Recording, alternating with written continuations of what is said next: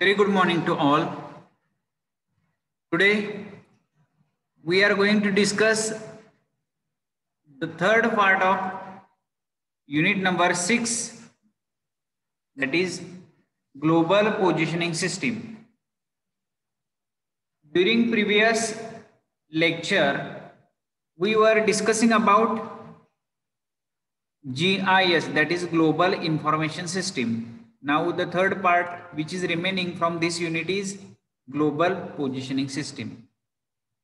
Now what is the content which we want to cover during this lecture? So the content is given on the screen. What is GPS?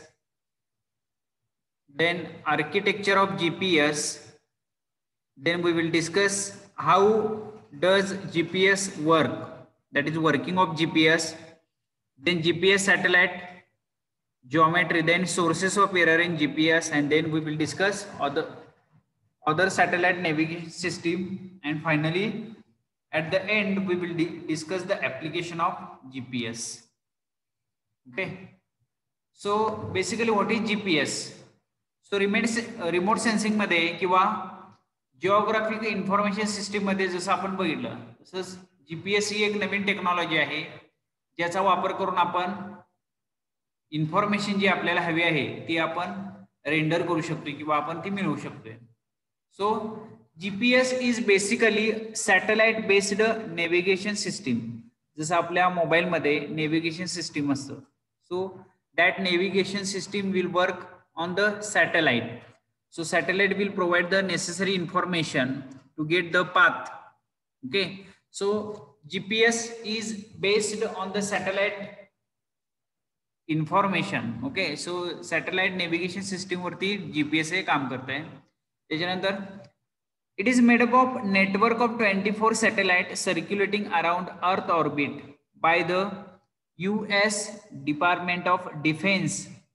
Okay, so GPS हे basically जे 24 satellites आहेत जे पृथ्वीच्या सभोवती फिरत असतात वेगवेगळ्या ऑर्बिटमध्ये, कक्षेमध्ये. So ते जे काही सॅटेलाइट आहेत ते आपल्याला कंटिन्युअसली इन्फॉर्मेशन देत असतात. आता ही जी काही जीपीएस टेक्नॉलॉजी आहे, so that is invented, that is discovered by the United States Department of Defence. Okay, so युएसचं जे काय डिफेन्स डिपार्टमेंट आहे, सो त्यांनी सुरुवातीला याचा शोध लावलेला आहे.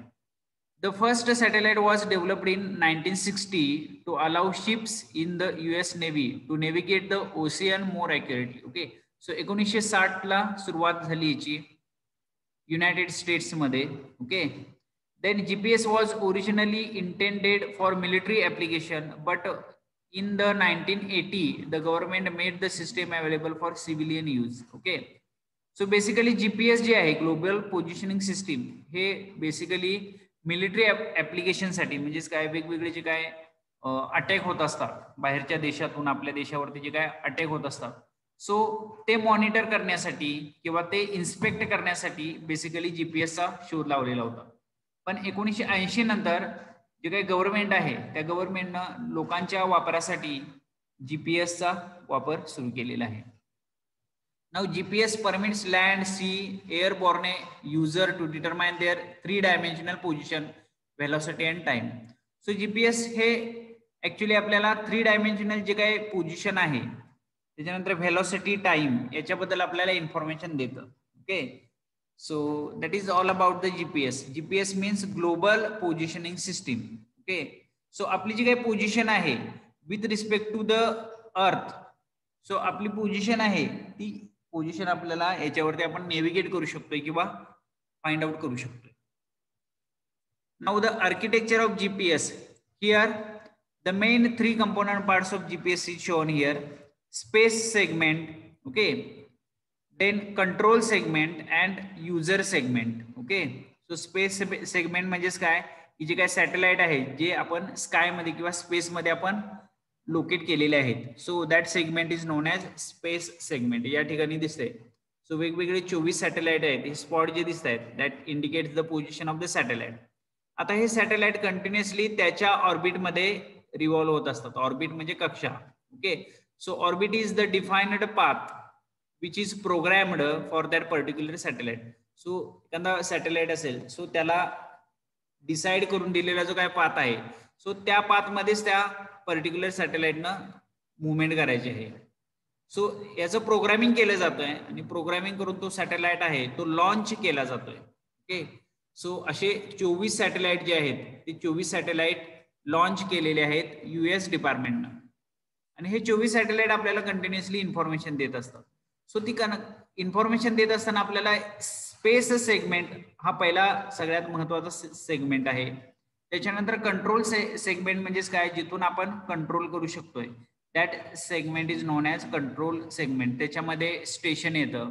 ओके, कंट्रोल स्टेशन जे आहे ते ग्राउंडवरती अर्थवरती लोकेट केलेलं असतं. So that is non as control segment. And user segment, user segment म्हणजेच काय, जी काही इन्फॉर्मेशन सॅटेलाइटच्या माध्यमातून आपल्याला मिळणार आहे त्या इन्फॉर्मेशनचं युजफुल इन्फॉर्मेशन मध्ये कन्व्हर्जन करून ती जी काही इन्फॉर्मेशन आहे ती आपल्याला दिली जाते. Okay, so that is all about the architecture. म्हणजे जीपीएसचे 3 महत्वाचे सेगमेंट आहेत किंवा भाग आहेत. एक आहे तो स्पेस, दुसरा आहे कंट्रोल आणि तिसरा user. Okay, so that is all about the GPS technology. Then the 3 segment of GPS which I have already discussed with you. In that first one is the space segment. Okay, so there are 24 satellites. Now there is increase in the satellite. So now the number is 32. Updated जो काय number आहे तो 32 satellite, म्हणजे 24 पूर्वी होते, पण आता जे काही करंट स्टेटस आहे त्याच्यामध्ये 32 सॅटेलाइट्स हे ऑलरेडी लॉन्च केलेले आहेत आजच्या घडीला. सो आजपर्यंत 32 सॅटेलाइट हे लॉन्च केलेले आहेत. ओके, इन ऑर्बिट अराउंड अर्थ ॲट अल्टिट्यूड 20,000 किलोमीटर, म्हणजे पृथ्वीपासून 20,000 किलोमीटर अंतरावरती हे जे 32 सॅटेलाइट आहेत हे कंटिन्युअसली काम करत असतात. Okay, it transmit radio navigation signals and store and retransmit the navigation message send by the control segment. So आता हे सॅटेलाइट काय करतात, radio navigation signal, radio signal जसं आपल्या रेडिओला एक पर्टिक्युलर फ्रिक्वेन्सी असते. सो रेडिओचे वेगवेगळे जे काही स्टेशन्स आहेत ते स्टेशन्स आपण फ्रिक्वेन्सी जर मॅच झाली तर ते स्टेशन चालू होतं. त्या पद्धतीनं हे जे काही सॅटेलाइट आहेत ते काय रेडिओ सिग्नल सेंड करत असतात. आता हे रेडिओ सिग्नल सेंड कुठे करणार, तर ज्या ठिकाणी स्टेशन आहे त्या ठिकाणी रेडिओ सिग्नल हे रिसीव्ह केले जाणार आहेत, receiver. Okay, so that is the space segment. Then control segment, combination of master control station, 4 dedicated ground antennas and 6 dedicated monitor stations. So control segment मध्ये काय काय आहे, it is a combination of master control station, त्याच्यानंतर monitor station ज्या ठिकाणी वेगवेगळ्या सॅटेलाइटच्या activity किंवा इन्फॉर्मेशन या मॉनिटर केले जातात आणि कंटिन्युअसली इन्फॉर्मेशन किंवा रेडिओ सिग्नल जे आहेत ते रिसीव्ह केले जातात. ओके, आता या ठिकाणी 4 डेडिकेटेड ग्राउंड अँटेनाज सेट केलेले आहेत. जसं पूर्वीच्या काळी अँटेनाज होते, टीव्ही जर आपल्याला लावायचं असेल तर प्रत्येक घराच्या वरती अँटेनाज सेट केलेले असायचे. So that अँटेनाज will receive the signals from the satellites. So ते जर सिग्नल अँटेनानं रिसीव्ह केले तर आपल्या टीव्ही वरती जो काय आपला जो काय प्रोग्राम आहे व टीव्ही ऑन होता असायचा. So that is the work of the ground अँटेनाज and 6 dedicated monitor station. Okay, so combination of master control station, monitor and ground अँटेनाज entirely contribute to the formation of control segment. Okay, so responsible for the proper functioning of all the operation of GPS, such as changing unhealthy satellite with a healthy one. Okay, so that is the function of the control station. So control station वरती सॅटेलाइटच्या वेगवेगळ्या activities आहेत त्या control केल्या जातात. So that is all about the control station. Then user segment म्हणजेच काय, ज्यांना आपण ती इन्फॉर्मेशन प्रोव्हाइड करणार आहे.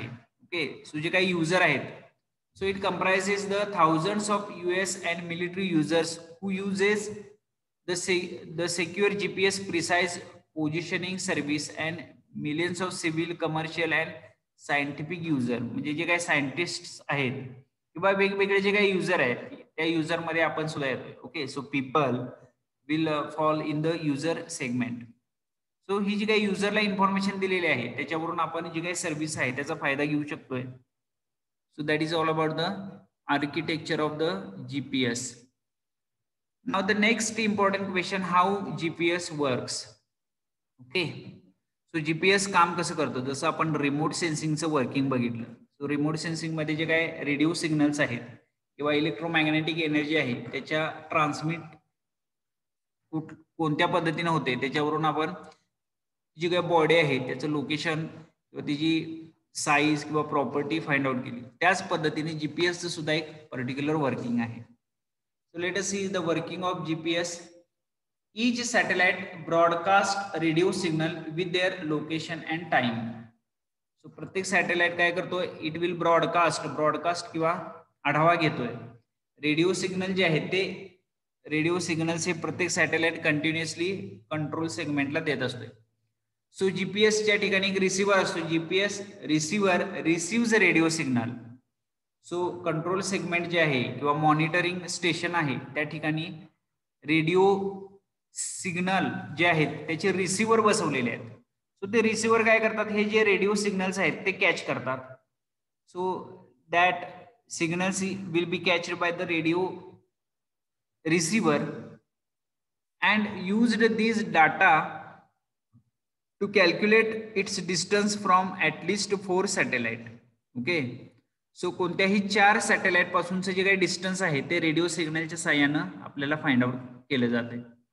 So there is a formula for distance calculation, speed into travel time. Okay, so you already might heard about this formula. Distance calculate करायचं असेल तर speed into travel time. So ती जी काय रेडिओ वेव्ह आहे त्याचा travelling time किती आहे आणि कोणत्या स्पीडनं ती ट्रॅव्हल करते, ह्या 2 इन्फॉर्मेशन वरून आपल्याला ते डिस्टन्स आहे ते डायरेक्टली कॅल्क्युलेट केलं जाते. Okay, so GPS radio signal are travel at a speed of light. Okay, so प्रकाश जो आहे लाईट त्याचं जे काही स्पीड आहे त्या स्पीडनं रेडिओ सिग्नल जे आहेत ते ट्रॅव्हल करतात. सो स्पीड इथं माहित आहे आपल्याला आणि ट्रॅव्हल टाइम जर आपण कॅल्क्युलेट केला, ओके, सो त्याच्यावरून आपल्याला डिस्टन्स आपण कॅल्क्युलेट करू शकतो. Okay, so here is the information which is given about working of the GPS system. Now there are 2 types of satellite geometry. Okay, so GPS ची जी काय सॅटेलाइट जॉमेट्री आहे, so 2 पद्धतीची satellite geometry आहे. एक आहे ideal satellite geometry. Okay, and the ideal satellite geometry is very important. If the satellite are well separated and equally apart from each other, it will form a well sphere and give less intersection point and receiver can get an accurate result.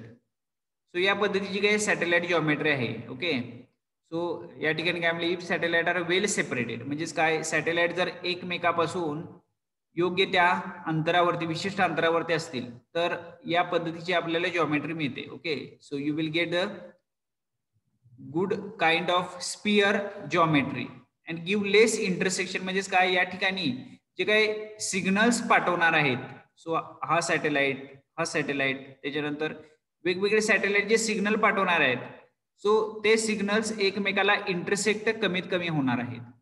So less intersection point जे या ठिकाणी दाखवलेले आहे बघा, कमीत कमी signal जे आहेत म्हणजे या वेव्हज आहेत हे एकमेकाला स्ट्राईक होणार आहेत.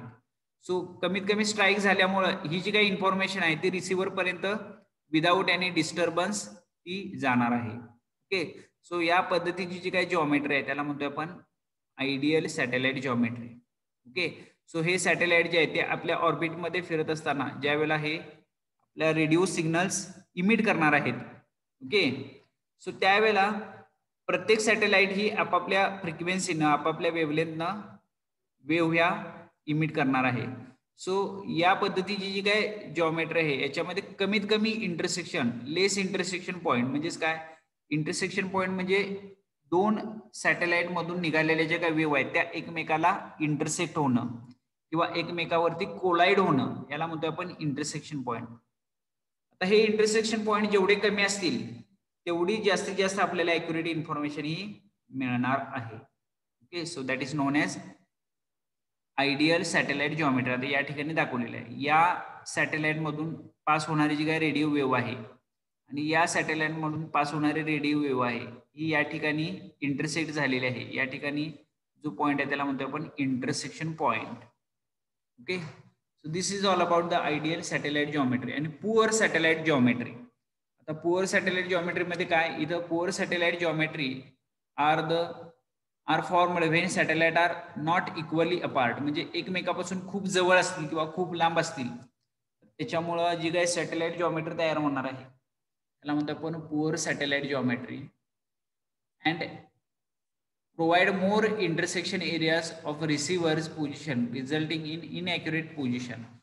सो आपल्याला या सॅटेलाइटच्या जॉमेट्री मध्ये म्हणजे एकमेकापासून खूप जवळ आहे ते सॅटेलाइट त्याच्यामुळं so there is a intersection area, increase in the intersection area, त्याच्यामुळं आपल्याला ॲक्युरेट इन्फॉर्मेशन या पद्धतीच्या सॅटेलाइट जॉमेट्री मध्ये मिळत नाही. Okay, so there R two types of satellite geometry, ideal satellite geometry and poor satellite geometry. Now next point is the sources of error in GPS. GPS मध्ये कोणत्या पद्धतीचे error येऊ शकतात. ओके, सोर्सेस आणि amount of error, sources of error and amount of error. So या ठिकाणी आता satellite clocks आहे, सॅटेलाइटचे जे काही क्लॉक्स म्हणजे वॉच क्लॉक आहे.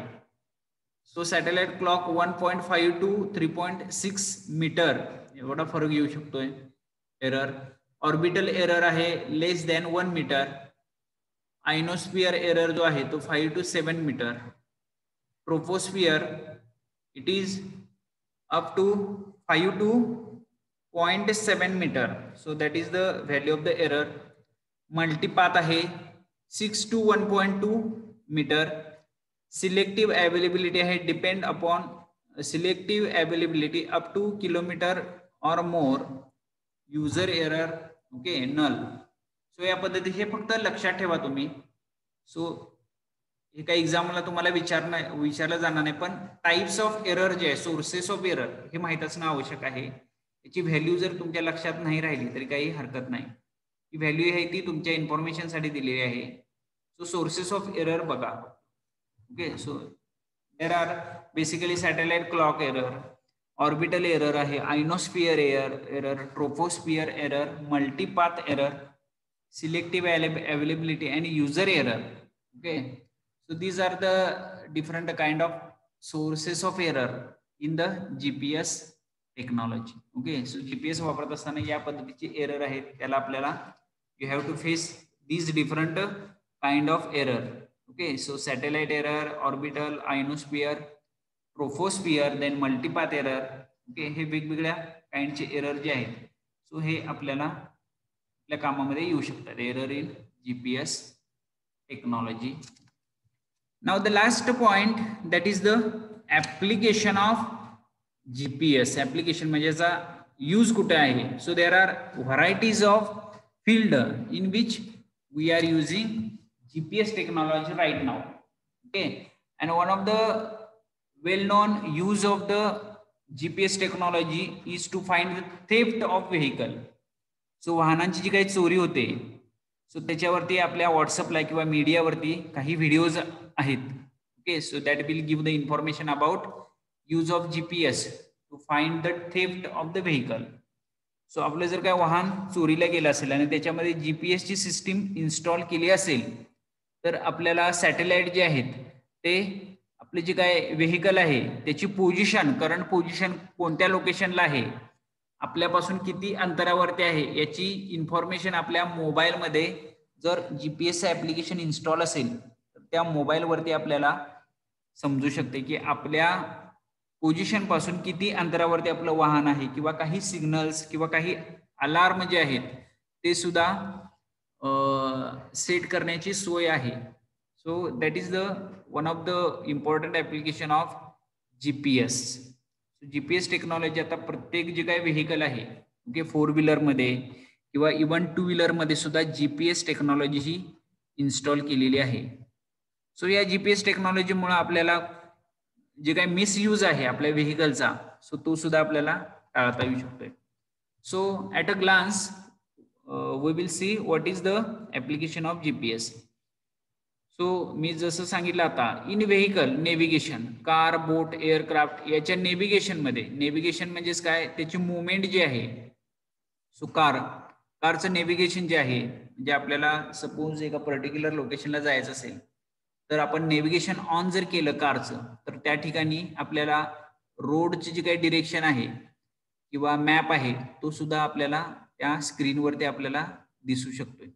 त्याच्यानंतर बोटमध्ये सुद्धा अंडर ओशियन जे काय ट्रॅव्हलिंग करायचं असतं बोटच्या साह्यानं, त्यावेळेला GPS टेक्नॉलॉजीचा वापर करून आपण पाथ फाइंड करू शकतोय. त्याच्यानंतर एअरक्राफ्ट म्हणजेच काय, हवेमध्ये जे काय असणारे जे काय एअरक्राफ्ट आहेत, सो त्याच्या मुवमेंटसाठी सुद्धा आपण GPS टेक्नॉलॉजीचा वापर करू शकतो. त्याच्यानंतर वेदर अँड ट्रॅफिक अलर्ट, म्हणजे हवामानाचा अंदाज घेण्यासाठी किंवा ट्रॅफिकची कंडिशन काय आहे. सो शहरामध्ये वेगवेगळ्या लोकेशनला जे काही सिग्नल्स बसवलेले आहेत, ट्रॅफिक सिग्नल्स, सो त्या ठिकाणची इन्फॉर्मेशन काय आहे हे सुद्धा आपल्याला GPSच्या साहाय्यानं आपल्याला मिळू शकते इन्फॉर्मेशन ती. त्याच्यानंतर geological research and mining, geological research आहे, मायनिंग करत असताना, खाणकाम जे आहे, सो ते करत असताना सुद्धा आपल्याला GPS टेक्नॉलॉजीचा वापर होऊ शकतोय. त्याच्यानंतर मिलिटरी नेव्हिगेशन, सगळ्यात महत्त्वाचा जो यूज आहे ज्याच्यासाठी GPS टेक्नॉलॉजी ही इन्व्हेंट झालेली आहे किंवा डिस्कवर झालेली आहे, so that is military navigation. त्याच्यामध्ये intelligence and target location, weapon aiming, okay, त्याच्यासाठी GPS टेक्नॉलॉजीचा वापर होऊ शकतोय. त्याच्यानंतर मॅपिंग अँड सर्वेइंगसाठी GPS टेक्नॉलॉजीचा वापर होऊ शकतोय. मॅपिंग किंवा सर्वेइंगमध्ये GPSच्या साहाय्यानं जे काय आपली जमीन आहे त्याचं सुद्धा मॅपिंग किंवा जमिनीची मोजणी जी आहे ती GPSचे सॅटेलाइट आहेत त्याच्या माध्यमातून आता जमिनीची मोजणी ही केली जाते. सो ॲडव्हान्स्ड कंट्रीज आहेत, सो त्या कंट्रीजमध्ये GPS टेक्नॉलॉजीचा वापर करून पूर्ण जी काही कंट्री आहे त्याचं मॅपिंग केले जातं. त्याच्यामुळं ऑनलाईन आपण मोबाईलवरती सुद्धा आपली जी काही जमीन आहे त्याची मोजणी किंवा जमिनीचा एरिया किती आहे हे सुद्धा आपण फाइंड आउट करू शकतोय. त्याच्यानंतर प्रिसिजन ॲग्रिकल्चरमध्ये जी काही कल्टिवेबल लँड आहे, शेतीसाठी जे काही आपल्याला पाणी प्रोव्हाइड करायचं आहे, सो किती जमिनीवरती पाणी प्रोव्हाइड केलेलं आहे हे सुद्धा शेतकरी घर बसल्या जज करू शकतोय. ओके, सो त्याच्याकडे GPS टेक्नॉलॉजी जर त्या ठिकाणी वर्किंगमध्ये असेल तर. त्याच्यानंतर रोबोटिक्समध्ये वापर करू शकतोय. ऑटोनॉमस जे रोबोट आहेत, रोबोट किंवा रोबो म्हणतोय त्याला आपण, सो त्या ठिकाणी GPSची सिस्टीम ही इन्स्टॉल केलेली असते. त्याच्यामुळे रोबोला आपल्याला काही इन्स्ट्रक्शन द्यायचे असेल तरी त्याच्यासाठी सुद्धा आपण GPS टेक्नॉलॉजीचा वापर करू शकतो. त्याच्यानंतर टेक्टॉनिक किंवा अर्थक्वेकचे जे काही ऍक्टिव्हिटी आहेत, सो भूकंप जो आहे तो सुद्धा आपण, भूकंप ज्या ठिकाणी घडत आहे त्या ठिकाणची आपली ऍक्टिव्हिटी आहे ती सुद्धा आपण मॉनिटर करू शकतोय किंवा ती जी काही काळजी आहे कमीत कमी जी काही हानी आहे ती होण्यासाठी टेक्टॉनिक प्रोन एरियामध्ये किंवा ज्या ठिकाणी सतत अर्थक्वेक होत असतात त्या ठिकाणी GPS टेक्नॉलॉजीचा वापर करून आपण you can get the information about different earthquake activities in the earthquake prone areas. and recreation, त्याच्यामध्ये जिओ कॅचिंग आहे, जिओ डॅशिंग आहे, वे मार्किंग आहे, लोकेशन बेस्ड मोबाईल गेम्स आहेत. सो मोबाईल गेम्समध्ये सगळ्यात जास्त GPS टेक्नॉलॉजीचा वापर केला जातोय. फॉर एक्झाम्पल आता आपण जे काय PUBG मुले खेळत असतात, सो त्याच्यामध्ये जे काय पाथ आहे, ओके, सो टार्गेट कुठे आहे हे लोकेट करण्यासाठी GPS टेक्नॉलॉजीचा सगळ्यात जास्त वापर हा मोबाईल गेम्समध्ये, स्मार्टफोनमध्ये केला जातो. ओके, सो ब्लू व्हेल असेल किंवा PUBG यासारख्या जे काय ॲडव्हान्स्ड मोबाईल गेम्स आहेत त्याच्यामध्ये GPS टेक्नॉलॉजीचा वापर करून जो काही पाथ आहे तो पाथ आपण लोकेट करू शकतो. Okay, so these are the different application of the GPS technology. Okay, so here we have finished our last unit, that is unit number 6. The name of the unit number 6 is remote sensing and GIS. In that GPS is also included. So GPS is a small part of the unit number 6. Unit number 6 मध्ये आपण 3 sub unit आहेत. त्याच्यामध्ये पहिला unit बघितला remote sensing, त्याच्यानंतर दुसरा बघितलेला आहे GIS geographic information system, and today we are discussing the GPS global positioning system. Okay, so this will complete your 6th unit. Okay, so या युनिट मध्ये आपण सॅटेलाइट्स, वेगवेगळ्या सॅटेलाइटची माहिती घेतली, टाइप्स ऑफ GPS जॉमेट्री आहे, GPS कसं काम करतंय ते बघितलं. त्याच्यानंतर वेगवेगळे कंपोनंट पार्ट्स जे GPSचे, ज्याला आपण सेगमेंट म्हणतोय, ते सेगमेंट बघितले, जे आर्किटेक्चर ऑफ GPS पार्ट मध्ये येतं. ओके, सो त्याच्यानंतर व्हॉट इज GPS ची इंट्रोडक्शन या लेक्चर मध्ये आपण बघितलेले आहे. Okay, so here your 6th unit completes. Now one unit is remaining, that is advanced surveying equipment. So we will discuss that unit, which is the last unit from the advanced surveying subject, in the next consecutive lecture. Thank you.